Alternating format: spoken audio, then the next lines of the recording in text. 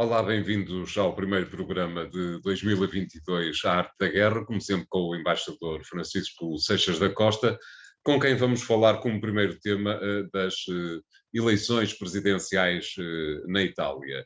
Serão no final deste mês, a 24 ou 25, será decidido agora no início do mês de janeiro, e revelam-se importantes, são sempre importantes. Em Itália, país que aparentemente está a renascer de uma crise que é uma crise praticamente eterna, desde que pelo menos o século XX começou, e está a sair também da crise económica em que esteve afundado nos anos mais recentes. Já há um Silvio Berlusconi como um dos principais interessados em ser o próximo presidente de Itália, uma parte substancial, aparentemente, dos italianos está interessada em que Mário Draghi seja o presidente da Itália e portanto, afigura-se um despique bastante aceso no final deste mês. Não lhe parece, Sr. Embaixador? Sim, em princípio sim, embora todas as candidaturas, na Itália qualquer pessoa com mais de 50 anos pode ser escolhido para Presidente da República. E curiosamente, talvez estes 50 anos apontem para a circunstância de que a maioria dos presidentes acabam todos na casa dos 80 e dos 90, o que é praticamente inédito em termos europeus. O Presidente da República italiano é eleito por um colégio eleitoral constituído pelos senadores, pelos parlamentares, pelos deputados e por representantes das assembleias regionais. Um colégio de cerca de 1000 votantes, que durante as 4 primeiras voltas, normalmente isto costuma ter imensas voltas, já houve um presidente que foi eleito com 21 voltas, durante as primeiras 4 voltas tem que ser por maioria absoluta, por maioria qualificada, 2/3, e a partir da 4ª volta é por maioria absoluta, portanto por metade mais um dos eleitores. Isso é muito complicado, porque implica um conjunto de negociações a nível das várias forças políticas. O presidente italiano não é uma figura executiva, mas tendo em atenção aquilo que é um certo empate que existe na política italiana nos últimos anos, tem-se vindo a revelar uma figura decisiva, quer na nomeação do primeiro-ministro, quer na marcação de eleições e na dissolução do Parlamento, quer mesmo ao nível da sua aceitação ou não de alguma legislação que lhes é proposta pelos governos. E, portanto, o Presidente tem normalmente um papel moderador. E tendo em atenção aquilo que o António referiu da turbulência na vida política italiana, o Presidente funciona como um elemento moderador. Foi decidido que o Presidente ficasse só pela Constituição, que ficasse 7 anos, mas não há nada na Constituição que diga que não pode ser mais.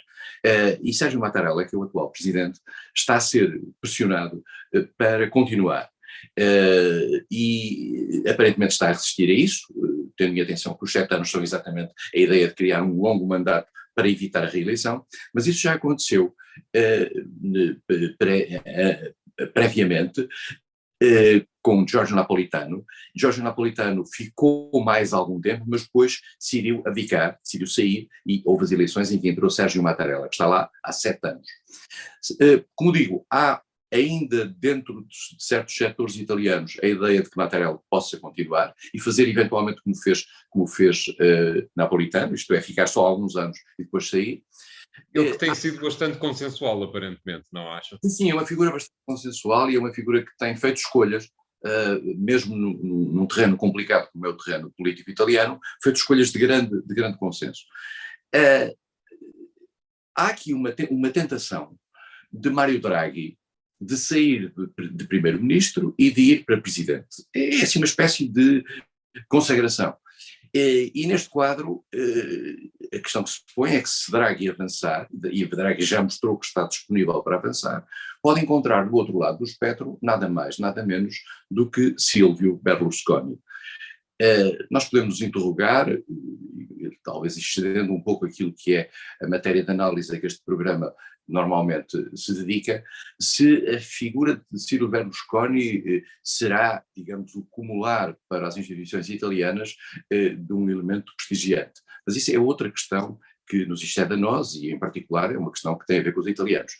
Berlusconi foi uma pessoa que já tentou no passado ser Presidente da República, não conseguiu porque tinha processos, e esses processos já, entretanto, caducaram, e Berlusconi tem essa ambição de ver cumulada, depois de alguns anos de Primeiro-Ministro, de vários anos de Primeiro-Ministro, cumulado isso, a sua carreira com o lugar de Presidente da República.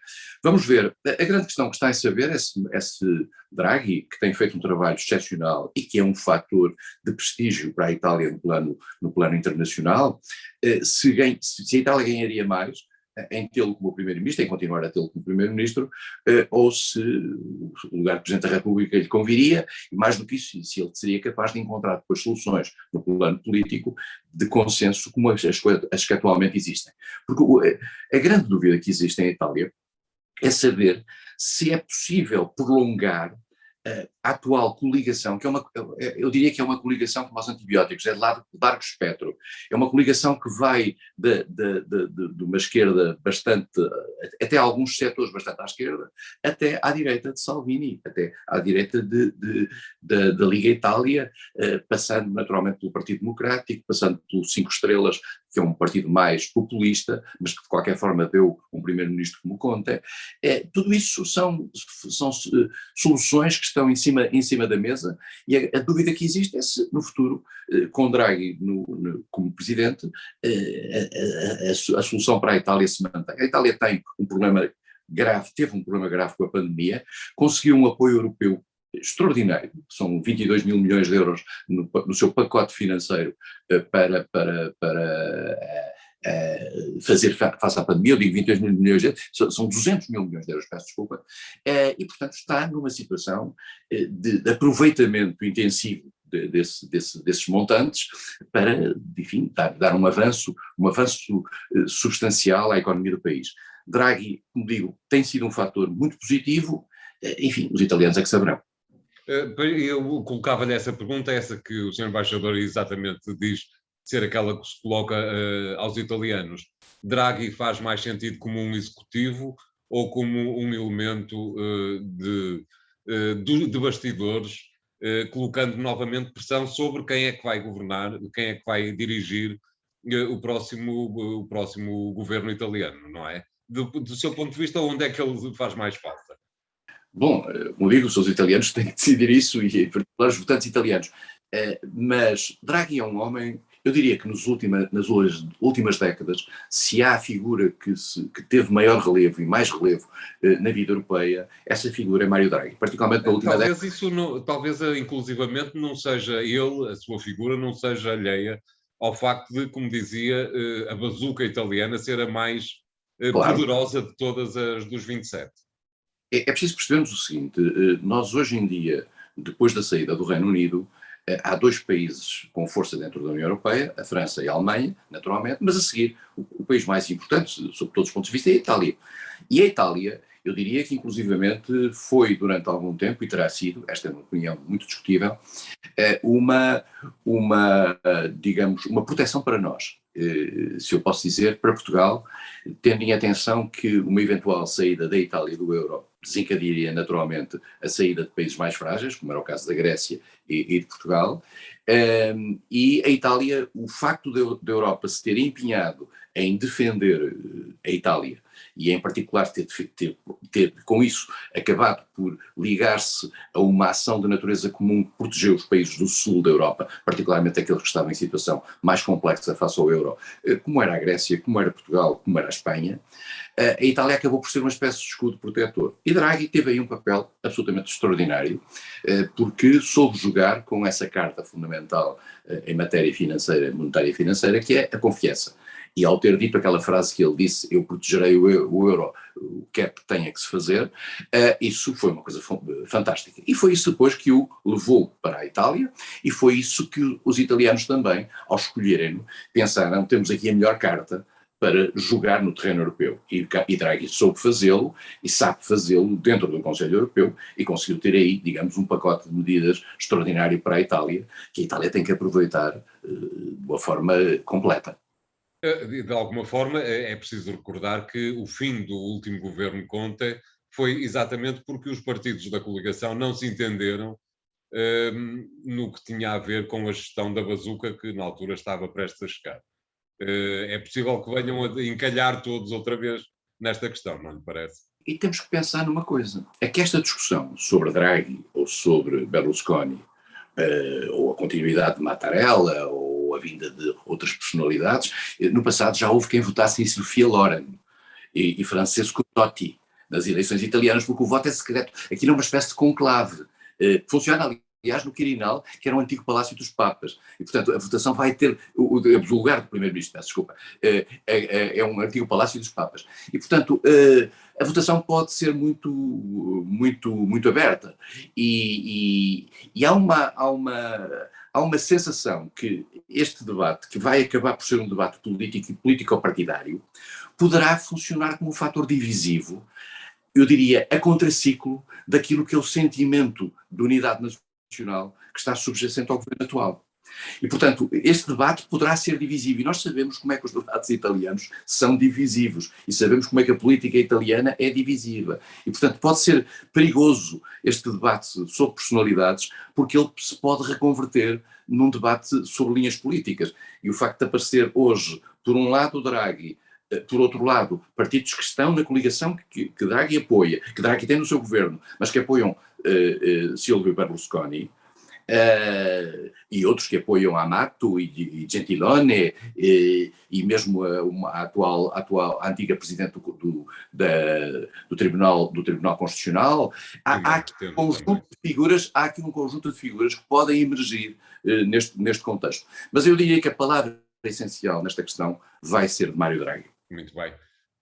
Vamos fazer aqui o primeiro intervalo, voltamos já de seguida com o segundo tema de hoje. Até lá. Bem-vindos à segunda parte de A Arte da Guerra, desta vez para rumarmos à África, tentando perceber o que é que se passa no Sudão, lugar, faz lembrar Itália quase, sempre em grande conturbação política e, mais uma vez, estamos exatamente nessa conturbação. Como é que tem visto a evolução da política no Sudão, Sr. Embaixador? O Sudão é um país muito antigo, né, na história africana, é o terceiro maior país africano, é um país que vem da colonização britânica, como era o Egito, e é independente desde há 61 anos. Julgo que em 53 anos desses 61 anos, o Sudão esteve em mãos militares, o que também já dá uma certa ideia daquilo que é a instabilidade do país. Essas mãos militares, em particular nas últimas décadas, estiveram durante 30 anos sob o controlo de Omar al-Bashir, uma figura altamente controversa que navegou em diversas águas políticas internacionais, umas vezes abrindo-se ao Ocidente, outras vezes abrindo-se à União Soviética. Fez a certa altura uma deriva islamista que provocou a própria divisão do país, porque o país não é unitário, é um país que tem populações muçulmanas, mas tem populações animistas e de outras crenças, o que acabou, no fundo, por provocar, ser um dos fatores que provocou a secessão do sul do país, com a criação do Sudão do Sul, que é um país novo, contrariamente a um país que aliás nasceu, tal como a Eritreia, que é um vizinho do Sudão, nasceram contra a regra que a antiga Organização da Unidade Africana, hoje União Africana, tinha criado de respeitar as fronteiras do colonialismo. Isto é, elas são tão más, em função, e algumas são desenhadas artificialmente, mas no fundo é a única maneira de manter unido alguns países. Ora bem, esse princípio quebrou-se já no passado, e o Sudão do Sul é um dos casos típicos. Omar al-Bashir é uma figura que é perseguida hoje pelo Tribunal Penal Internacional. Ele vive neste momento no Sudão, depois de ter caído em 2019 do poder, depois de grandes manifestações, mas vive no Sudão em residência fixa e está por cumprir o mandato do Tribunal Penal Internacional para o levar para a Haia, como é sabido, o Tribunal Penal Internacional não faz julgamentos à revelia, só faz julgamentos presencialmente. E, não tendo as autoridades do Sudão tido a coragem de o mandar para a Haia, ele continua, digamos, em prisão preventiva dentro do seu próprio país. Em 2019, como disse, Omar al-Bashir cai, cria-se uma estrutura de transição entre os civis e os militares. Essa estrutura de transição era mantida, digamos, com um governo que procurou, em primeiro lugar, retirar muito daquilo que era o peso islâmico no país, um conjunto de leis muito radicais que Omar al-Bashir tinha criado, fez alguma liberalização, mas o que parece é que os militares, que no fundo também estavam ligados a esse compromisso de 2019, acabaram por se cansar desse compromisso e acabaram no final, em outubro do ano passado, por fazer um golpe de Estado, prender o primeiro-ministro e fazer daí um novo regime que um mês e pouco depois acabou por ter uma espécie de recuo. O primeiro-ministro foi outra vez recuperado. O primeiro-ministro era uma figura tecnocrática, praticamente, um homem com experiência no Banco Africano de Desenvolvimento, com experiência nas instituições da ONU, da Comissão Económica da ONU para a África. Esse primeiro-ministro regressou, como digo, depois há um momento a partir do qual ele faz o compromisso, faz um compromisso com os militares, há um acordo de 14 pontos muito, muito detalhado, que logo se percebeu que os militares não iam cumprir, e agora saiu de vez. E portanto estamos eu não diria num vazio, estamos com os militares no poder, pura e simplesmente, e veremos em que medida é que a comunidade internacional tem força para pressionar esses militares. A situação é grave no Sudão, porque tem havido violência constante no dia-a-dia do Sudão. O Sudão passa por um período complicado sob o ponto de vista pandémico, passa por um ponto de vista complicado sob o ponto de vista económico, há uma subida dos preços da alimentação, há um forte desemprego, há um desinvestimento internacional completo, como é óbvio, e portanto, no fundo, os militares temiam, ao que parece, e temem, ao que parecem, que os seus privilégios pudessem ser postos em causa, porque trata-se de uma clique que está montada há décadas no Sudão. Exatamente. E, portanto, estão, neste momento, assumiram o poder e, como acontece muitas vezes em África, logo se dará. Veremos também em que medida é que os países ocidentais e os países não ocidentais se colocam perante o Sudão.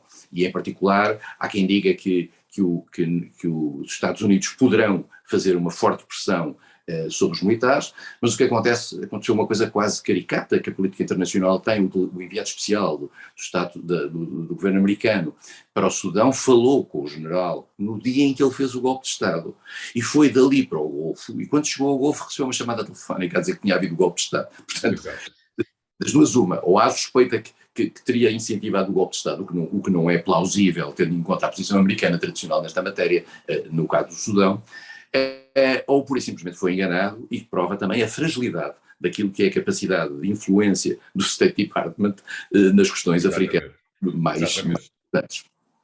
Ainda por cima porque o Sudão está numa zona geográfica, bem, a África... Pois nós, aliás, podemos ver um mapa, um mapa do Sudão, que nos mostra, digamos, a variedade de países que estão ali à volta, variedade essa que inclusivamente era aumentada quando o Sudão tinha o Sudão do Sul. Exato. Mas portanto é um país que é um eixo fundamental naquela área e que no passado, e também já agora vale a pena dizer, porque explica muito do que está a acontecer noutros locais da África Oriental, no passado Omar al-Bashir teve ali forças forças extremistas do Al-Qaeda, teve contactos com Osama Bin Laden e foi colocado pelos Estados Unidos na lista dos países que apoiavam o terrorismo. Aliás, essa era uma das perseguições internacionais ao Omar al-Bashir. Mas vê-se pelo mapa a quantidade de países que são vizinhos e a instabilidade que isso naturalmente pode provocar. Exatamente, e era isso exatamente que eu estava a pretender dizer. De alguma forma, a instabilidade no Sudão extrapola as suas próprias fronteiras e acaba por determinar uma instabilidade bastante mais alargada em termos geográficos do que aquela que são as simples fronteiras internas do próprio Sudão, não lhe parece? Até porque em África, António, a maioria das fronteiras não são fronteiras criadas. Exatamente, exatamente. Exclusivamente se encontram de um lado e do outro da fronteira, precisamente porque são fronteiras do colonialismo, populações da mesma etnia.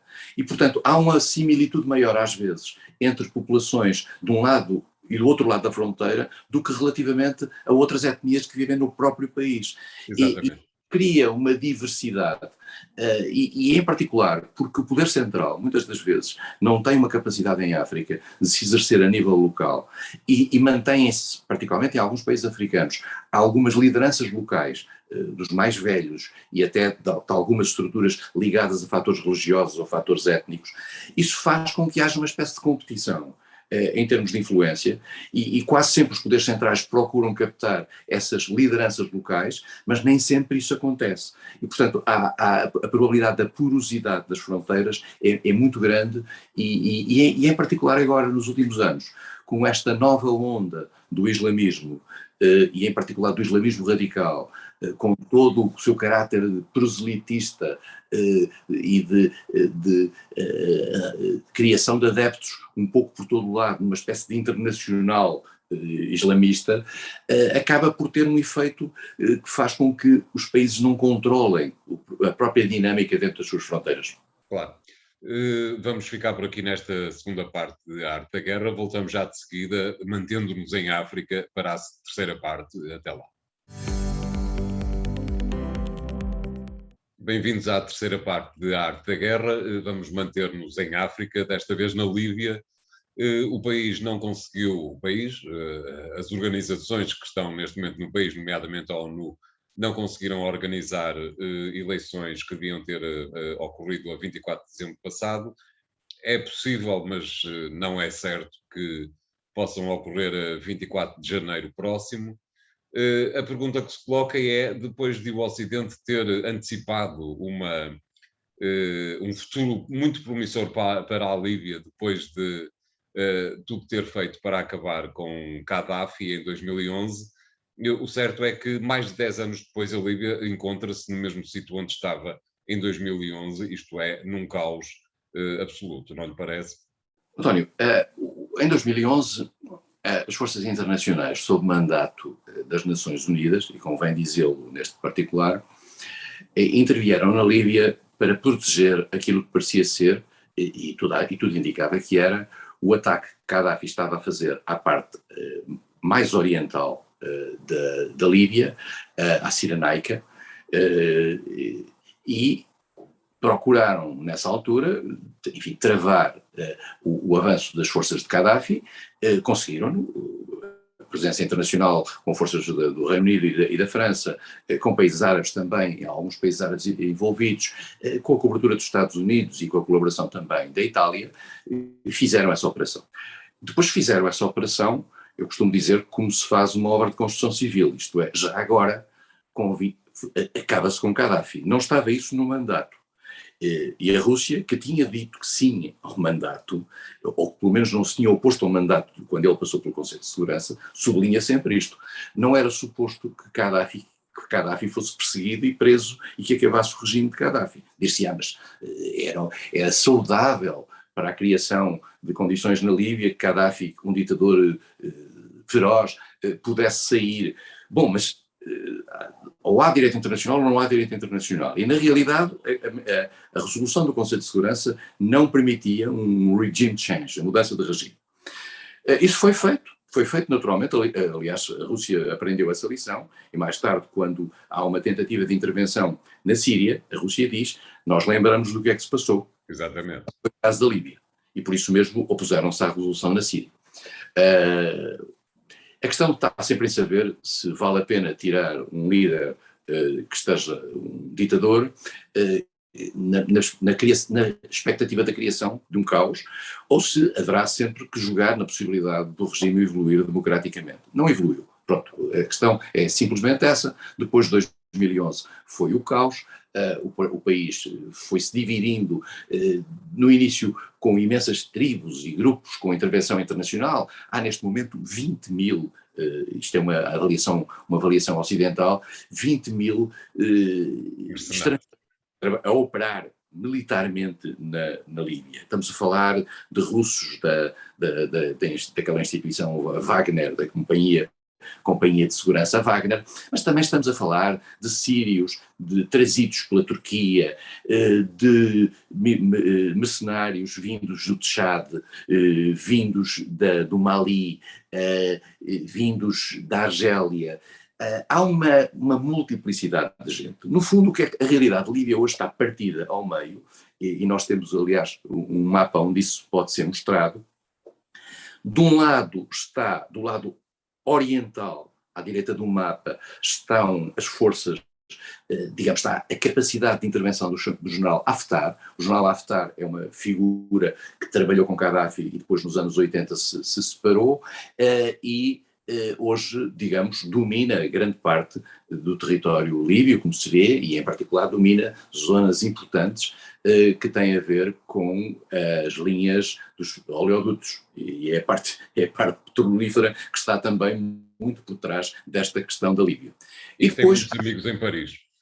Exatamente. E depois há, na parte ocidental, o governo de Trípoli, que é um governo que é um governo frágil, reconhecido pelas Nações Unidas, reconhecido pela generalidade da comunidade internacional e representado na ONU como tal, e que a ONU procura manter como uma espécie de referente para qualquer solução.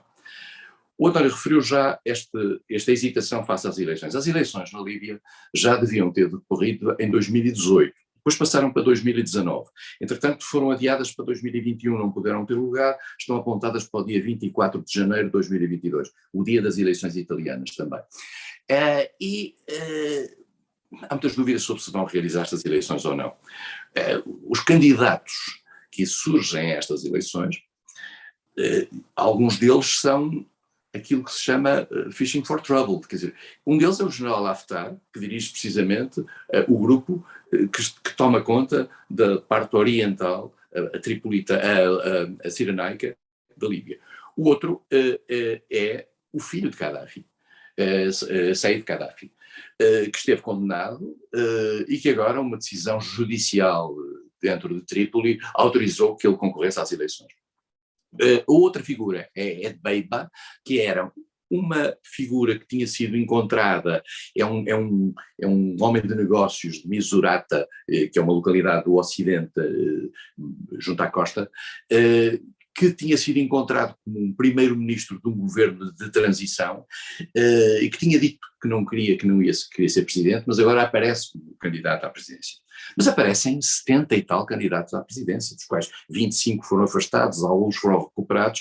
Por outro lado, os termos de referência na base dos quais se vão fazer as eleições, para as quais estão inscritos 2,5 milhões de líbios, estão ainda muito vagos.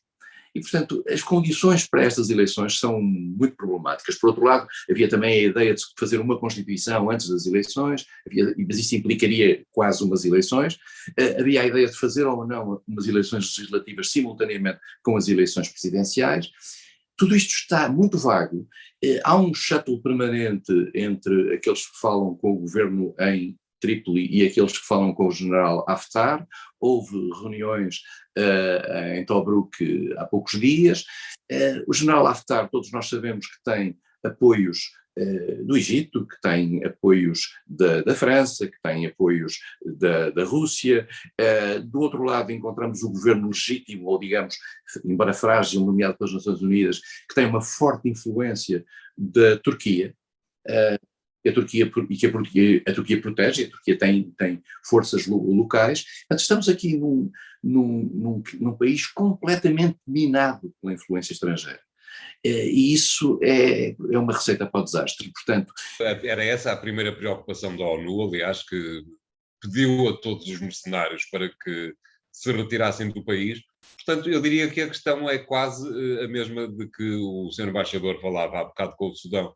É possível que a Líbia acabe dividida a meio entre a Líbia Oriental e a Líbia Ocidental. É curioso, a Líbia no passado, antes de 1961, 62, ao tempo do rei Idris, era uma espécie de federação de tribos.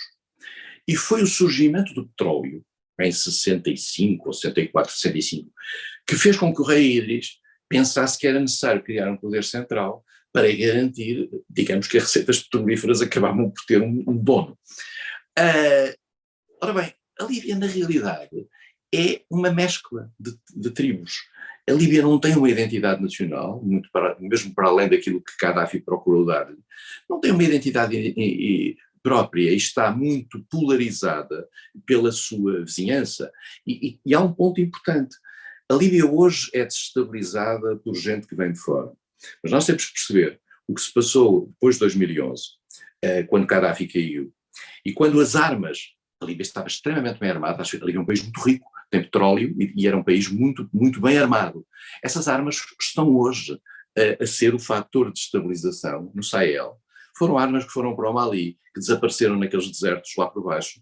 E, portanto, a Líbia foi, ela própria, um fator de desregulação. E, por outro lado, e por isso é que a Europa não se desinteressa tanto pela Líbia, a Líbia é hoje o grande centro, digamos, de passagem daquilo que são os fluxos migratórios que vêm da África subsaariana, claro, e que chegam às costas da Líbia. Por isso é que, por exemplo, nós lembramos dos acordos que Berlusconi tentou fazer com Gaddafi, bilateralmente, para prevenir a ida dos barcos que vão, porque a Itália é, digamos, o primeiro objetivo desses países, que é o mais próximo. E, portanto, a Líbia hoje, até sob o ponto de vista de fluxo migratório, uma grande preocupação para a Europa. E por isso mesmo, digamos, os europeus não se desinteressam pelo futuro da Líbia, independentemente, enfim, no passado, terem estado lá como potências coloniais.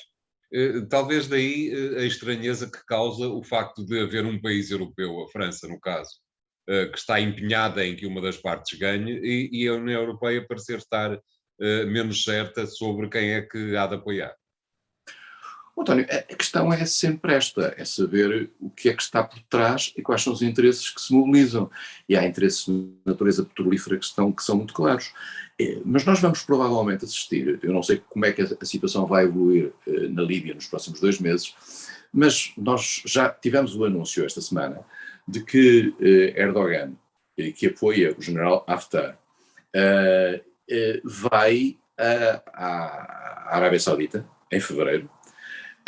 E provavelmente este circuito, digamos, de ligação das duas alas sunitas, a ala sunita que é titulada para a Arábia Saudita e a ala sunita que é titulada pela Turquia, que tem uma posição diferente relativamente à situação interna líbia, vão ficar em diálogo. E, portanto, há coisas aqui a mover que já escapam, eu diria, ao próprio controlo ocidental e ao próprio controlo europeu em particular. Claro. Vamos ficar a observar, porque com certeza voltaremos a falar da Líbia dentro de algumas semanas. Entretanto, o programa Arte da Guerra de hoje fica por aqui. Até para a semana, quando voltaremos com 3 novos temas. Até lá.